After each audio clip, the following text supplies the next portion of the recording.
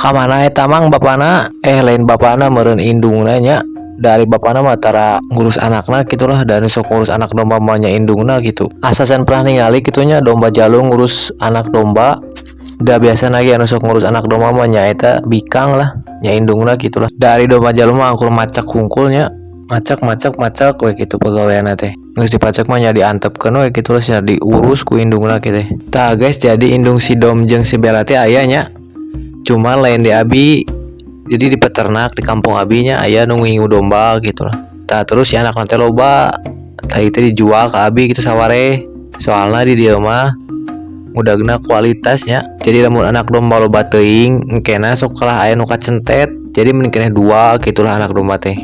Tah jadi nu sesana sok dijual lamun diteun abi mah kitu nya. Tah ku sabab abi makan gaduh susu sapinya. Jadi ku abi sok dipreseran gitu. Ya alhamdulillah dugikeun ka ayeuna gitu lah. Seur mata acan kan aya we gitu domba teh.